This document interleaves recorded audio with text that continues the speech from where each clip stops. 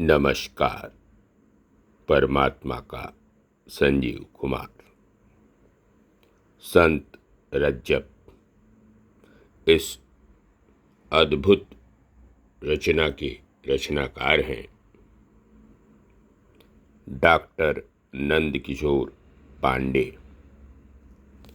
इसके दूसरे अंश को संक्षेप में प्रस्तुत करने का प्रयास कर रहा हूँ।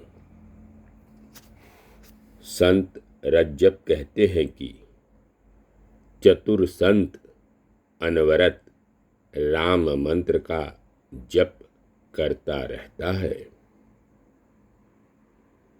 लाल दास की नाममाला में दादू दयाल के शिष्यों की संख्या 152 बतलाई गई है। इनमें 52 शिष्यों को अत्यंत महत्वपूर्ण माना गया है। राघोदास के भक्तमाल में दादू के 52 शिष्यों की सूचना दी गई है। दादू जी के पंथ में ये 52 दिगसु महंत प्रथम ग्रीब मसकीन बाई द्वय सुंदर दास रज्जब दयाल दास मोहन चारु प्रकाशा जग जीवन जगन्नाथ तीन गोपाल बखानू गरीब जन दूजन घड़सी जयमल द्वे जानू सादा तेजा नंद पुनि प्रमानंद बनवारी द्वय साधु जन हर दास हूँ कपिल चतुर्भुज पार द्वय चन्न दास द्वय चरण प्राग द्वय चीन प्रहलाद बखनो जगनो लाल माखू टीला अरुचांद हिंगोल गिर हरिशंग निरायण जैसो शंकर झांझ बांझ संत दास टीकू श्यामहीवर माधव सूरदास नागर निजाम जन रागो वर्णिक हंत। दादू जी के पंथ में ये 52 दिगसु महंत। रज्जब का जन्म 1567 ईस्वी में माना जाता है।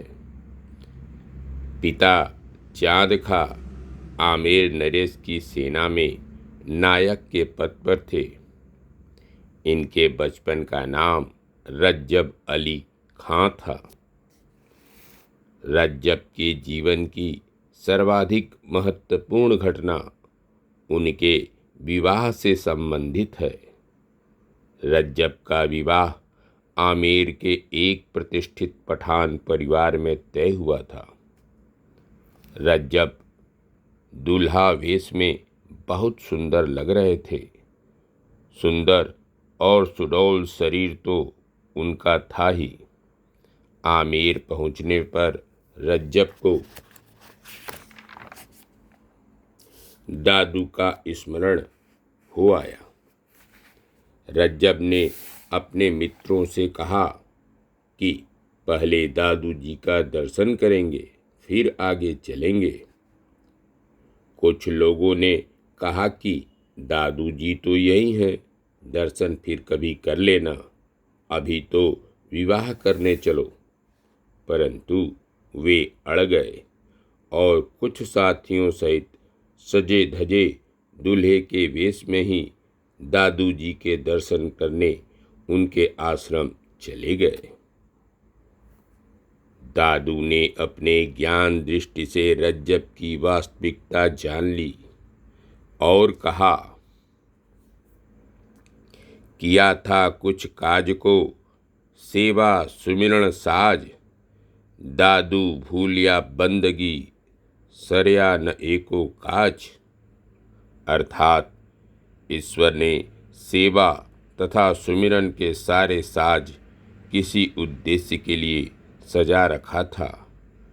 तुम बीच में ही बंदगी को विस्मृत कर गए, एक भी कार्य सिद्ध न हो सका। दादू का यह वाक्य तीर की तरह रज्जब को लग गया और उन्होंने उसी समय सिर का मोर उतारकर अपने छोटे भाई के सामने रख दिया। बारातियों में से कुछ लोगों ने दादू को दोष देना प्रारंभ किया।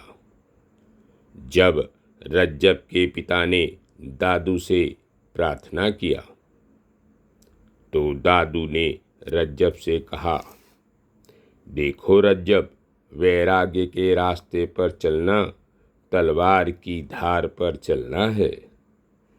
अचानक कोई निर्णय लेना ठीक नहीं है।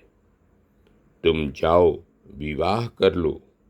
विवाह न करने से तुम्हारी दृष्टि पर स्त्रियों पर रहेगी। इंद्रियों को अधीन रखना बहुत कठिन काम है। तुम गृहस्थ आश्रम में रहकर भी भगवत भजन कर सकते हो। विवाह न करने का हठ त्याग दो। परंतु रज्जब ने बड़े विनम्रता से दादू से कहते हैं, रज्जब घर घरणी तजे, पर घरणी न सुहाय। अहितज अपनी कुंच की, काकी पहरे जाए। अर्थात मैं अपनी होने वाली पत्नी का त्याग कर रहा हूँ। मुझे दूसरे की स्त्री कभी अच्छी नहीं लगेगी। सर्प अपनी केचुली का परित्याग कर दूसरे सांप की केचुली नहीं धारण कर लेता है। और गुरु को वचन दिया कि इस धरती की प्रत्येक स्त्री उनके दृष्टि में माता स्वरूप ही रहेंगी। रज्जब के प्रबल वैराग्य के भाव को देखकर सभी मित्र एवं परिवारजन चुप हो गए। उस कन्या का विवाह रज्जब के छोटे भाई से करा दिया गया। रज्जब के बारे में प्रसिद्ध यह है कि उन्होंने आजीवन दूल्हे का वेश ही धारण किया। दादू का शिष्यत्व ग्रहण करने के पश्चात वे दूल्हे का वेश त्याग साधु का वेश धारण करने चले। तभी दादू ने उन्हें दूल्हा वेश उतारने से मना कर दिया।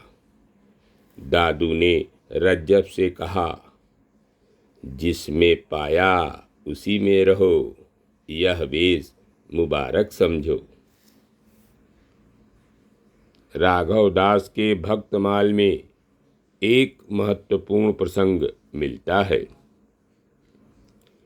एक बार दुर्सा नामक विद्वान ने रज्जब को पराजित करने के लिए उनसे प्रश्न किया, 52 अक्षर सप्त स्वर, मुख भाषा 36, इतने ऊपर जो कथे तो जानू कवि ईस।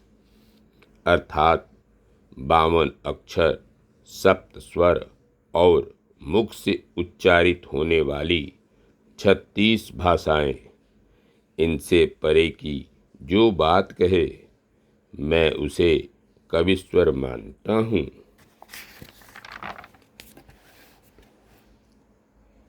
संत रज्जब ने उत्तर दिया, 52 अक्षर सप्त स्वर, कंठ भाषा 36, इनके ऊपर उर भजन अन अक्षर जगदीश।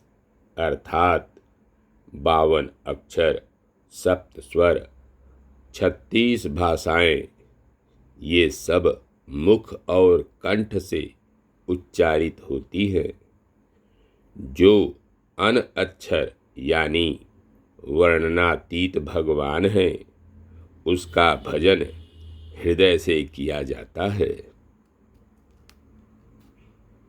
उत्तर से प्रभावित दुर्सा ने रज्जब से निवेदन किया कि आप मुझे अपना शिष्य बना लीजिए। रज्जब ने उन्हें दादू का शिष्य बनने के लिए आम्बेर भेज दिया। दादू पंथ में कबीर पंथ का बहुत सम्मान है। एक बार 5 कबीर पंथी साधु नारायण तालाब के किनारे ठहरे हुए थे। गुरु आज्ञा से जब रज्जब उन्हें निमंत्रण देने गए तो एक साधु ने कहा कि हम कबीर की मर्यादा में चलते हैं, कैसे आ पाएंगे? तब रज्जब ने उन्हें मर्यादा बताते हुए कहा, कबीर की मर्यादा है, रज्जब बोले जोए, अन्न जल दूजे दिवस ले, ऊंघी हाड़ी सोए।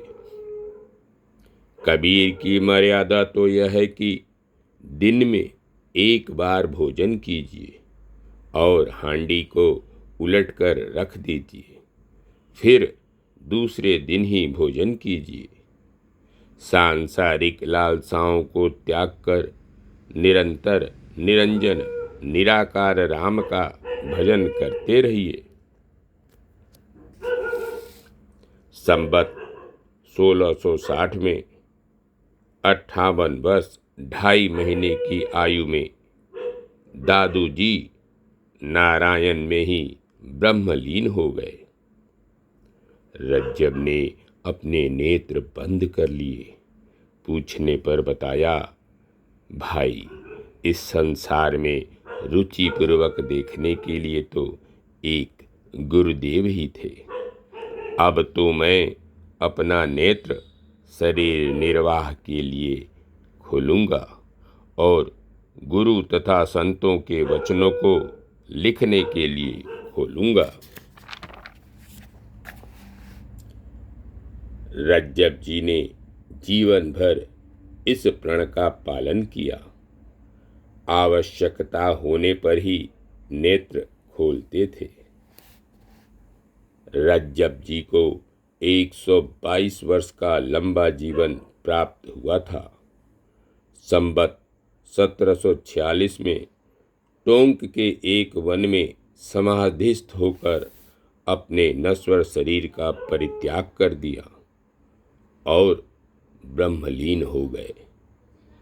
वहां उनके मृत शरीर को जानवरों तथा पक्षियों ने खा लिया।